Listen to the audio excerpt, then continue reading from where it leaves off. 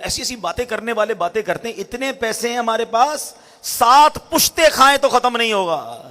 ارے بھولے تمہاری, سیکنڈوں میں چلا جا سکتا ہے.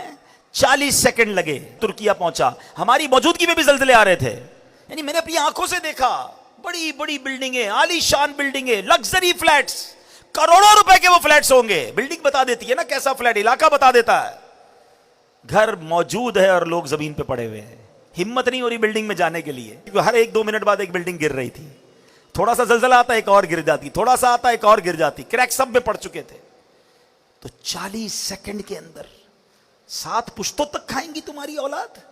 بھول ہے تمہاری. رب چاہے نا تو سیکنڈوں میں مالدار غریب ہو سکتا ہے. زکات دینے والا زکات لینے والا بن سکتا ہے.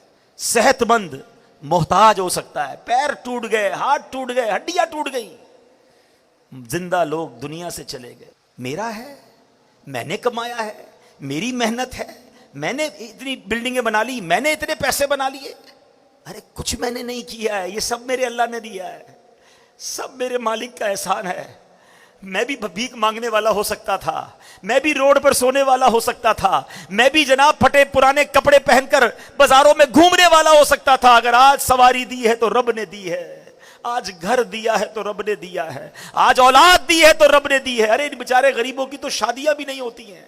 آج میرے اور آپ کے پاس فیملی ہے نا, بیوی ہے, بچے ہیں, شکر ادا کرو, کیونکہ رب نے عزت دی تو شادی ہوئی نا.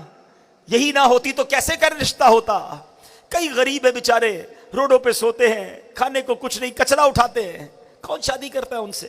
فیملی بھی نہیں بن پاتی ان کی.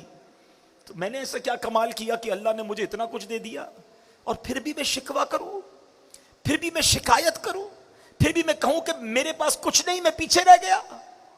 کبھی شکوہ نہ کرنا اور کبھی اترانا نہیں. جو دیا ہے رب نے دیا ہے, میرا کچھ نہیں ہے, اللہ نے دیا. یہ ذہن